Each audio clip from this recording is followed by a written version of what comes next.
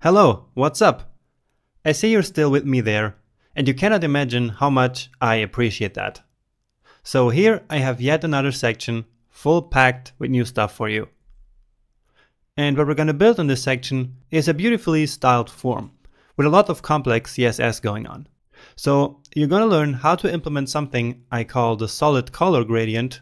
Also, you'll learn how the general and adjacent sibling selectors work and why we need them, how to use the input placeholder pseudo element, how and when to use the focus and valid placeholder shown and checked pseudo classes for styling forms, and finally, to finish this section, you're going to use all that knowledge to build custom radio buttons to give our form a special touch. So taking a look at what we're going to build here, this is it. So this entire section with this background gradient here going on, and then this box where the form is then actually located. So we have this box with this background image, and then this here is what I call the solid color gradient, but we'll see that a bit later. So let's now start by actually formatting this entire section with the background gradient, and then implementing this box here first, including the background image and this non-rectangular design thing here again, okay? So this is again the same style as we had before, so such as these edges here, or these edges here on the cards, this edge here. So once again, we use that design element in here, okay? So let's get to work. So we start by adding a new section.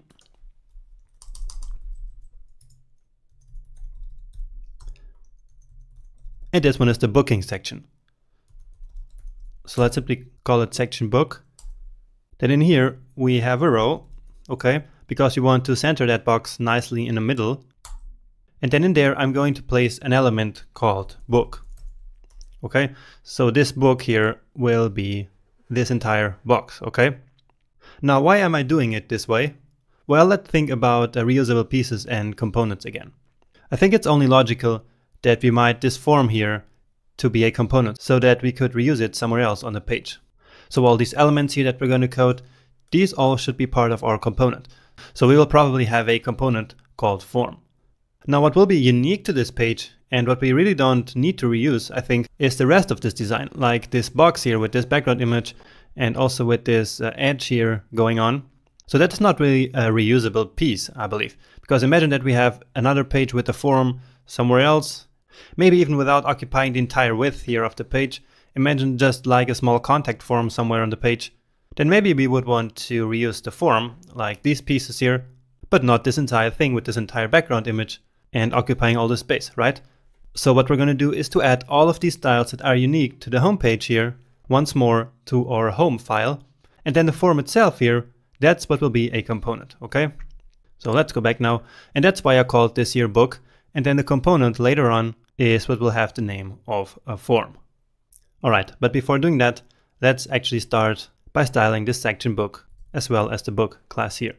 So in the home folder, but here in the beginning, can close this one here actually. So here at the end, just add a new selector. So we want a padding of again 15 rem and 0.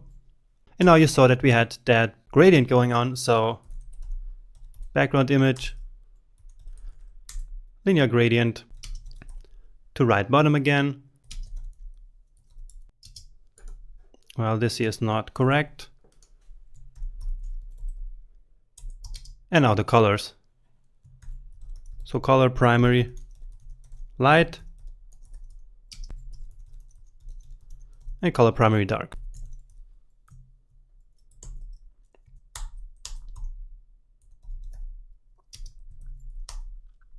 And now the book class, we just remember that box with the background image. So let's actually start by adding that background image.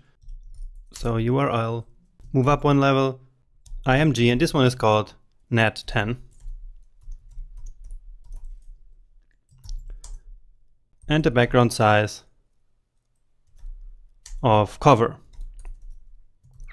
Now one thing that I didn't mention yet is that actually instead of using a keyword like cover, we can also use a value here like 100%. And actually 100% here means the exact same thing as cover. And that's because cover stretches the image to occupy the entire container where the background image is applied, and that's what 100% does. So also 100% of the width. Okay, now just for testing purposes, so that we can actually see what's going on here, let's add a height to this entire box. Let's say 50 rem. Okay, but again, this is just for testing purposes. Later on, we want the content of the box, of course, to define its height. Okay, but just to take a look at it. Nice, so here we go, okay. Now let's add some rounded corners here and also a box shadow, like we have on the original version. So border radius, once again 3 pixels. I think that's the one we've been using. And that's actually also a good candidate for defining a variable, okay? Because now I'm not really sure if we've been using 2 pixels or 3 pixels. And so if we had a variable, that would solve it.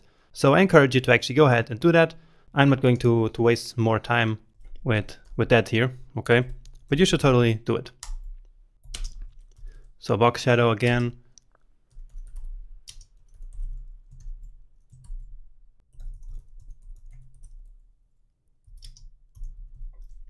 And a 0.15 this time.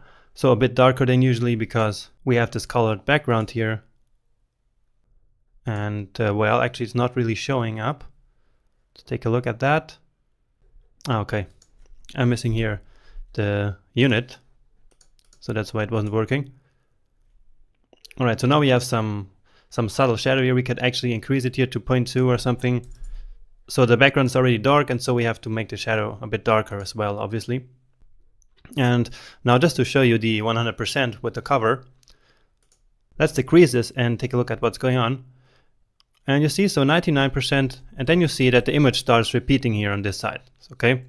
So imagine we put 50%, then the entire width would be divided into 2 here. And of course, since the aspect ratio stays the same, we also have some more blank space, and so the image starts multiplying down here as well. So if you put now 25, we would have a 4x4 grid, I believe. And yeah, so if that's the style you're going to, maybe, I don't know, you can do that. Even something like 10%. Or of course, we could also go higher. So imagine like 150, right? All right, but of course we stay with 100%. Now, taking a look at what we have here, what we're missing here is this design here, okay?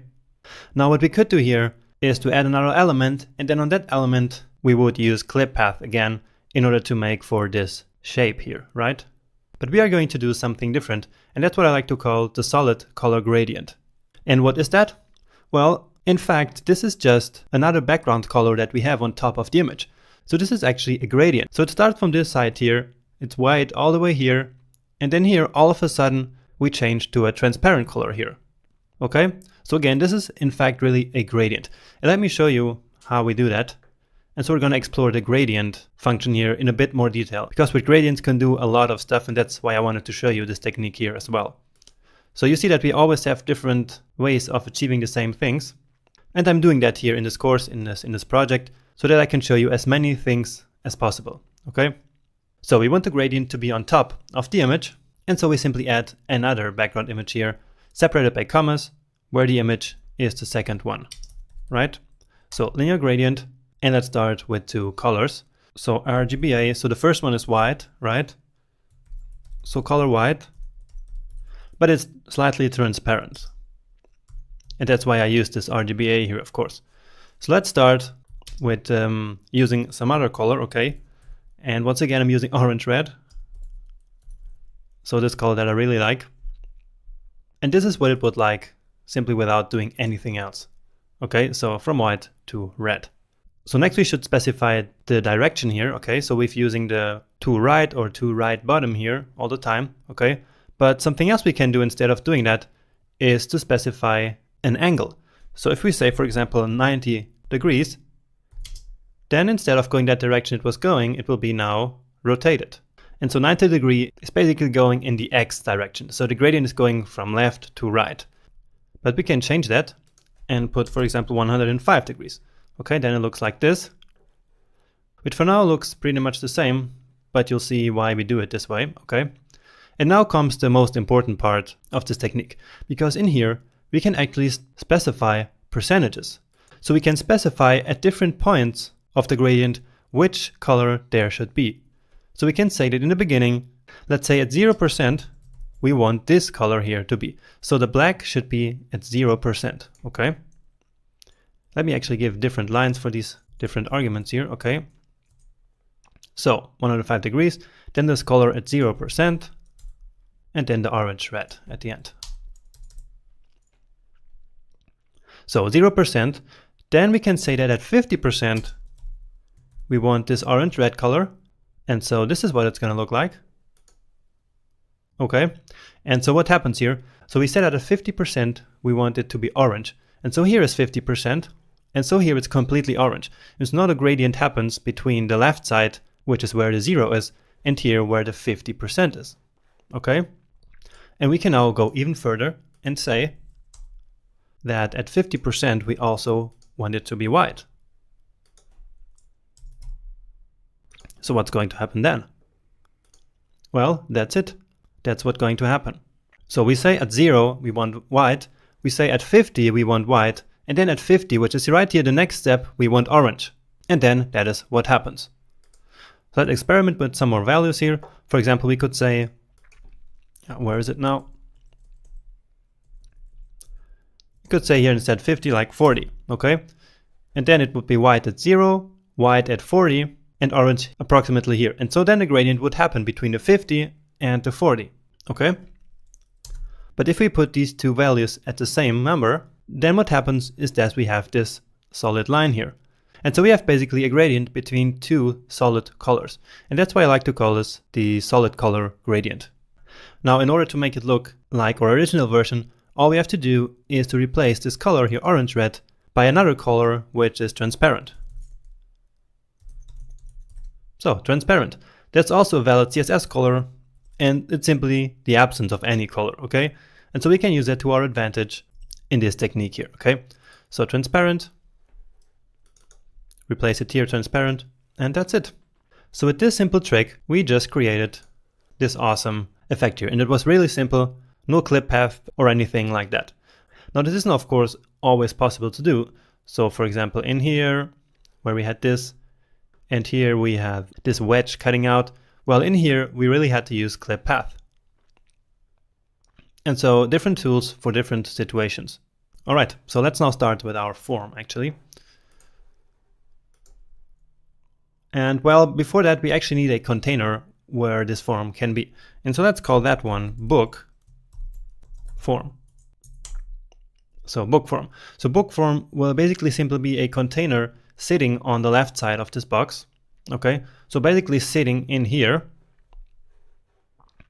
so that in there we can then put our form. And so that again is unique to this page. So let's put it again here.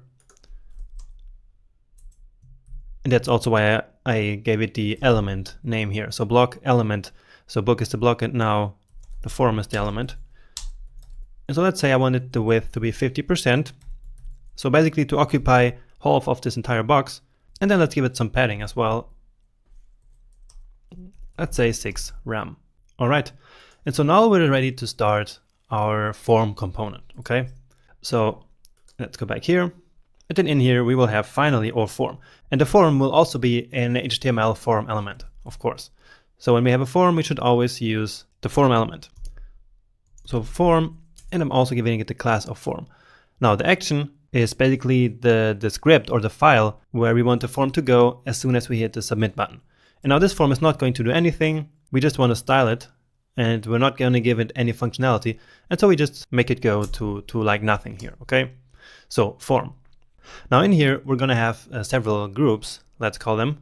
So one group for each of these, let me show you. So one group is for this field and the label, because there actually is a label. So here, down here, you can see the label. So we're going to implement that text jumping down there, okay? And here also is a label, which is invisible. So yeah, now you see it. So each of these will be a different div element so that we can then give it some space between the next element. So form group, and actually this here is misspelled, so form. And then in each of these, we have an input and a label. And I'm sure you're already familiar with these HTML elements. So input with the class form input. And the type here that we want is text in this case. We also wanted to have a placeholder saying full name. And then we want it to be required. So we can put this little attribute here calling required. And then the browser will not allow us to submit the form unless this field here is actually filled out, okay? So that's what the required does. And now the label. So label, and I'm going to call it form label. So pretty straightforward here. Now, as for the for attribute here, I'm not sure if you know how it works. Well, all we have to do is to specify an ID in the input here, which we want to link to that label. So we add an ID here, and I'm simply going with name, okay? And so now when I put this ID in here, then the label and the input will be connected. So let me actually show you that. So here's the input, and well, actually, of course, I have to put something here. So full name is the text that we want to display. So let's see it. And so now if I click on this label, which is connected to this input, the input will be focused like this, okay? So again, I click, and then this will be focused. And so they are now connected. Great, so one group, and the next group will be for the email address. And so there's actually a type in HTML5, which is email. And then the browser will automatically figure out if we're writing in a valid email address or not, okay? So email address. Again, we want this to be required, and then name will be replaced with email, of course, in both places, email and email at the same time. Okay, and now just one thing that we're missing is that we actually have this h3 element here, okay? So let's put that in there, and I will start copying it from the other section here. So where is it? Yep, so here, let's copy this one and put it here in our form. So right here. All right, so start booking now.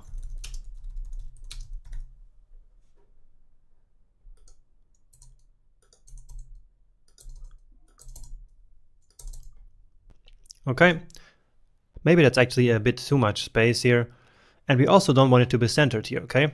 And so now it's very easy to do that. All we have to do is to just remove this class. And so that's gone, okay? Now maybe we don't want something that big here. So we can go with margin bottom medium, okay? So we already have a class for that. Let's reuse it. Okay, so with all that in place, we are now ready to actually style these elements here, okay? And so let's do that in the next lecture.